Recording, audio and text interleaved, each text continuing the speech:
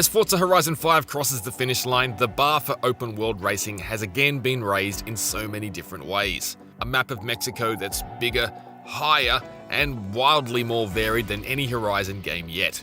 A fresh change to the way the Horizon Festival itself is gradually constructed, which results in more one-off events deliberately designed to showcase Horizon 5 at its very best. Improved tools that allow us to build completely custom events that can be more or less indistinguishable from those crafted by the developers themselves. An enormous visual upgrade, especially to lighting, tire smoke, and dust effects. Hundreds and hundreds of new custom parts, rims, and performance mods, and cars with more character than ever. Drastic sound improvements, better handling, more granular preferences and options, more online activities. It really is incredible across the board. You just have to let go and enjoy the ride.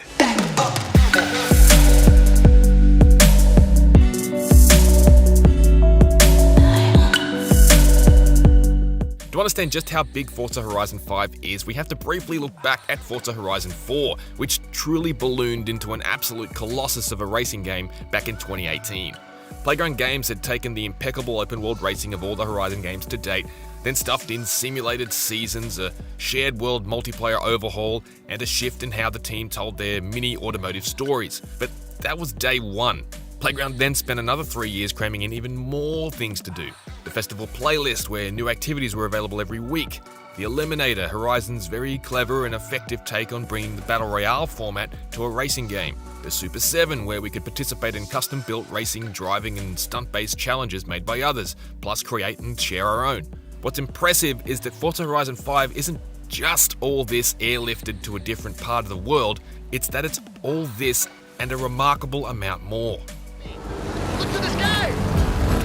Follow me and keep up! The breadth of Playground's wonderfully diverse map of Mexico is exceptional, and it comes as an extremely exotic and interesting array of environments to get lost in after 3 years in Horizon 4's beautiful but broadly more uniform Britain.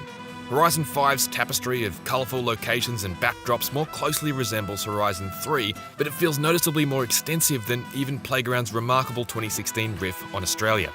There's Baja, where the sun-baked tarmac hugs the coast as the parched, sandy desert blends into the beach, and Deep Jungle, where muddy tracks crisscross through ancient temples, abandoned airstrips, and thickets.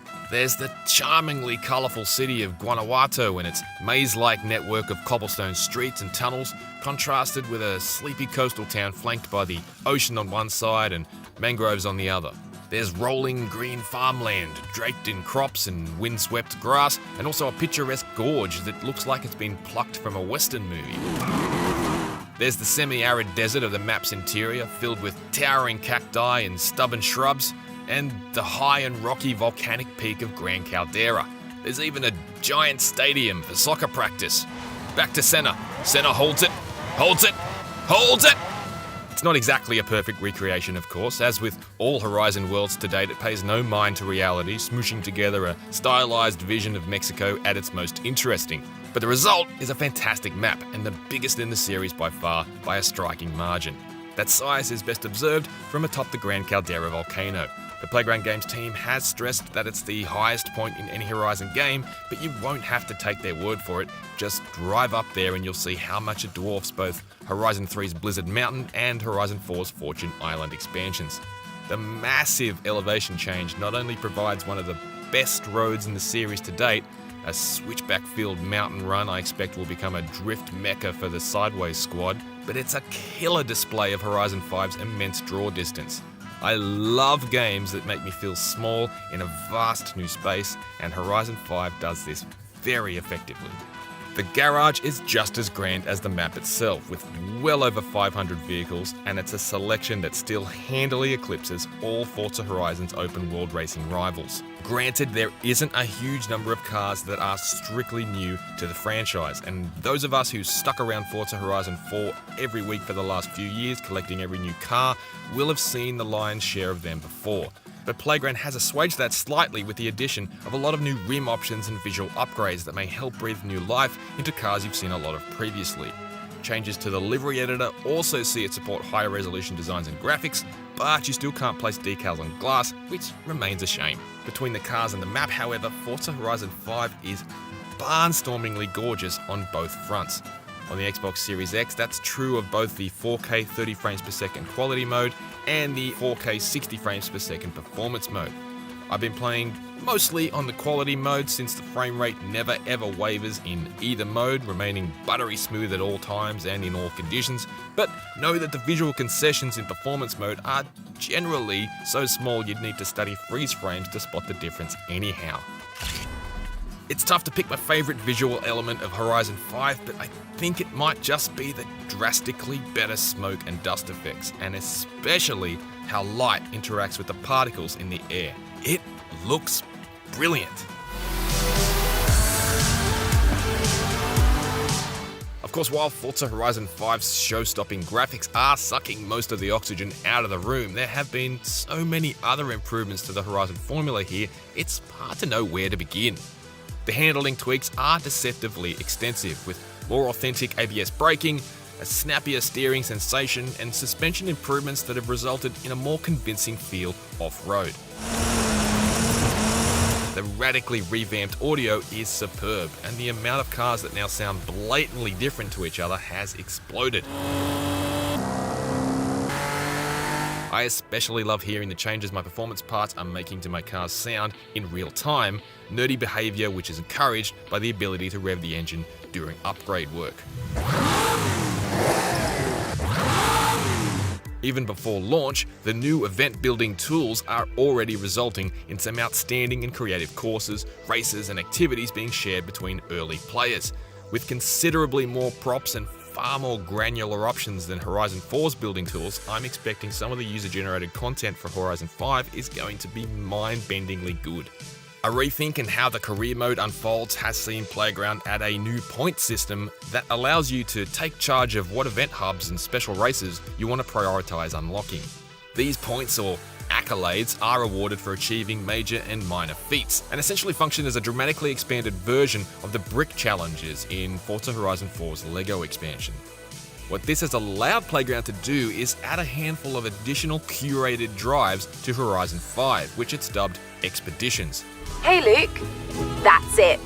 It's time for an adventure. These expeditions inject a little bit of the flavour of the Horizon series' fabulous but fleeting opening drive montages back into the main career, where Playground stage manages vehicles, the time of day lighting, and the weather for memorable journeys that showcase Horizon 5 at its very best. Okay, that one was very close. There's been some significant multiplayer massaging too. This time, Playground has ditched ranked play for something less pressurised that won't penalise you for other people's bad racing etiquette. Horizon 5's PvP modes have been grouped under a single umbrella and are now designed to embrace new players as championships progress, meaning that unlike Horizon 4, it seems like we should no longer be locked in dwindling groups of sore losers that hemorrhage players as races don't go their way. The hourly Forzathon live events from Horizon 4 have also been brushed aside in favour of the newly christened Horizon Arcade. It functions similarly to Forzathon Live. They're still co-op events where everyone contributes to a common goal, but there's a greater variety of activities. They can be fun spectacle, particularly when dozens of piñatas are raining from the sky, but I do find they can descend into a bit of a slog when they go the full 10 minutes. Then there's the tiny stuff, which still all adds up. A more intuitive car collection display which lets you quickly buy multiple new cars for your garage and skip the menu shuffling in the dealership screens. A cute activity where you hide cars from your own garage for other players to find inside barns you've discovered around the map. Shall we send a thank you? Hell, there's finally even the ability to toggle between opting for metric measurements but retaining horsepower for power measurements, because kilowatts are for vacuum cleaners.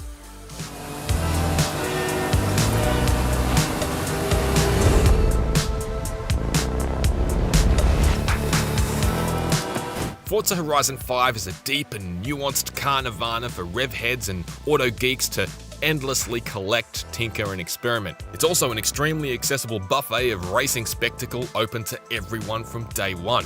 Deluxe edition diehards to Game Pass nomads, no matter their driving skill or mechanical knowledge. It's an occasionally goofy but always earnest Valentine to Mexico's world-famous culture, and a romantic ode to the magic of road tripping through postcard-perfect vacation vistas. It's a long-haul, MMO-inspired racer that's exploding with more races, activities, and event types that can comfortably fit on the map, and yet it still always feels relaxed rather than daunting. It never locks you into something you don't want to do and steadily rewards you for however you choose to play it. It looks beautiful, it sounds magnificent, and it is glorious to play. Yes, Forza Horizon 5 is a lot of things. Above all, however, it is the result of a racing studio at the peak of its craft, and the best open-world racing game I've ever played. For more on Forza Horizon 5, check out our technical analysis, and for more on the whole series, check out our look back at the history of the Forza games. For everything else, stick with IGN.